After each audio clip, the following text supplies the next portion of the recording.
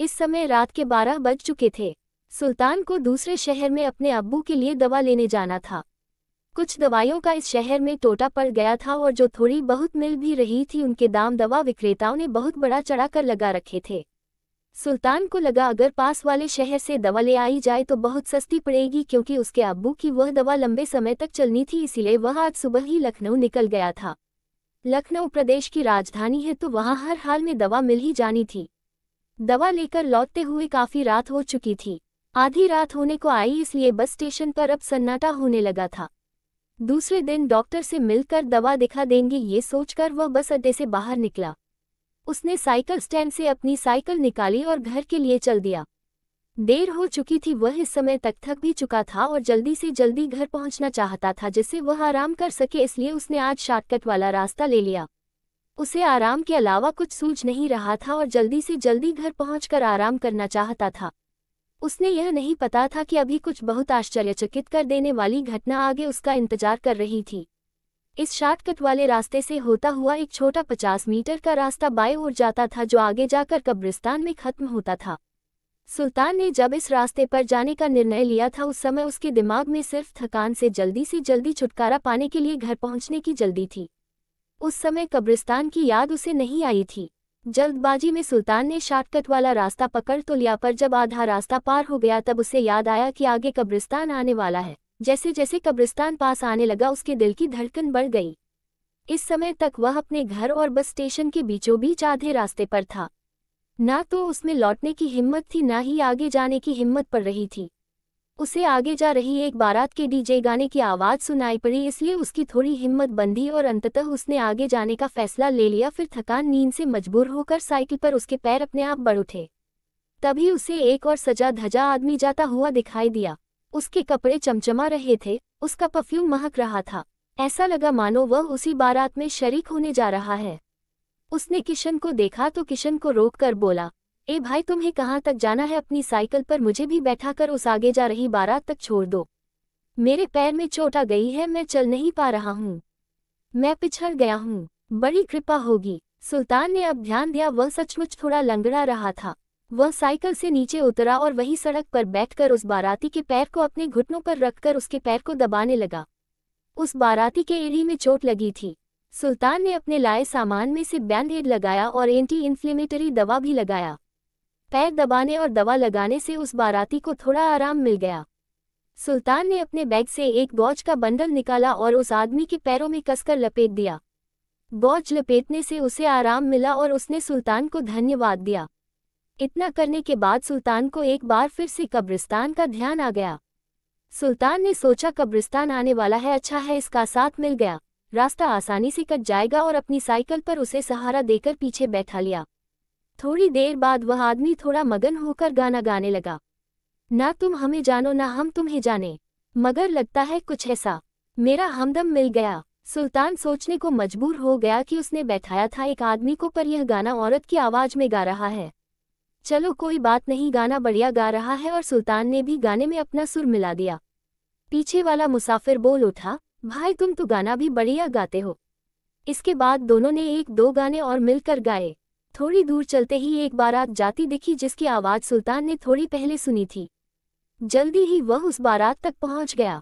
अब सुल्तान उस बारात की भीड़ के कारण आगे नहीं जा सकता था। सभी बाराती मगन होकर नाच गाने में व्यस्त थे। मजबूरन सुल्तान बारात के पीछे पीछे चलने को मजबूर था। कब्रिस्तान के पास आने तक पीछे बैठा बाराती चुपचाप रहा और सुल्तान के बारात के पास तक पहुंचते ही साइकिल पर पीछे बैठा।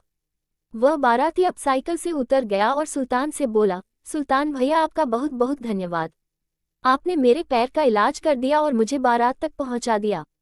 फिलहाल ये मेरी निशानी रखिए, शायद आपको इसकी जरूरत पड़ने वाली है। अरे कैसी जरूरत, देख लेना। जरूरत का क्या, कभी भी जरूरत पड़ सकती है। मुझे आपकी मदद करके खुशी मिलेगी। उद्धरण चिन्ह, मदद और कैसी मदद, पर आपको मेरा नाम कैसे मालूम हुआ? सुल्तान ने पूछा। उसने उत्तर दिया, मुझे सब पता है, और हाँ मुझसे मिलते रहना जरूर, मैं यहीं रहता हूँ। और इतना कहकर उस आदमी ने सुल्तान की जेब में अपने हाथ से कुछ रख दिया। किशन ना कहता ही रह गया, पर वह आदमी सुल्तान की जेब में कुछ रखकर आगे बारात के साथ चल पड़ा। सुल्तान बारात के पीछे अभी भी चल रहा था और गनीमत मना रहा था कि अच्छा हुआ जो बारात मिल गई, वरना कब्रिस्तान का सोचकर डर के मारे बुरा हाल हो जाता।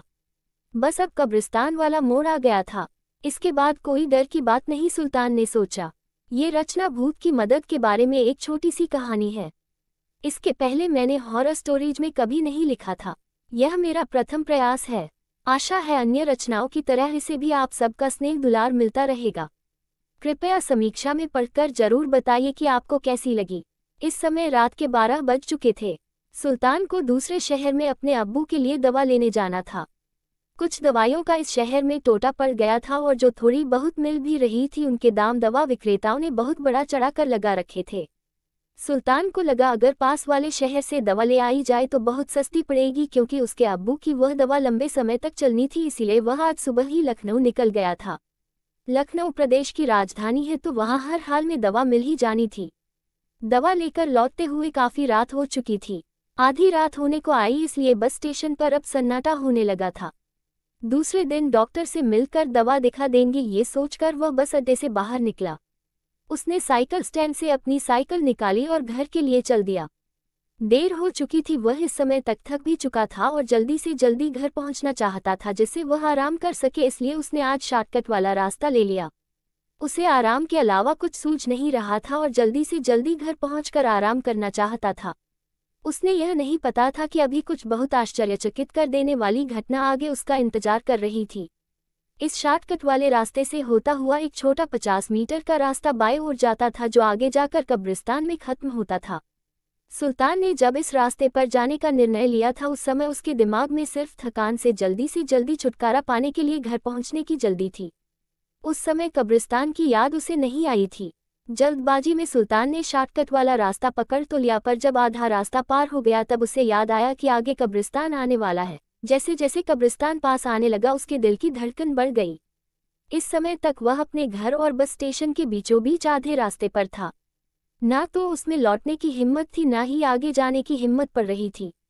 उसे आगे जा रही एक बारात के डीजे गाने की आवाज़ सुनाई पड़ी, इसलिए उसकी थोड़ी हिम्मत बंधी और अंततः उसने आगे जाने का फैसला ले लिया। फिर थकान नींद से मजबूर होकर साइकिल पर उसके पैर अपने आप बढ़ उठे। तभी उसे एक और सजा धजा आदमी जाता हुआ दिखाई दिया। उसके कपड़े चमचमा रहे थे, उसका परफ्यूम महक रहा था, ऐसा लगा मानो वह उसी बारात में शरीक होने जा रहा है। उसने किशन को देखा तो किशन को रोककर बोला, ए भाई, तुम्हें कहाँ तक जाना है? अपनी साइकिल पर मुझे भी बैठाकर उस आगे जा रही बारात तक छोड़ दो। मेरे पैर में चोट आ गई है, मैं चल नहीं पा रहा हूँ, मैं पिछड़ गया हूँ, बड़ी कृपा होगी। सुल्तान ने अब ध्यान दिया, वह सचमुच थोड़ा लंगड़ा रहा था।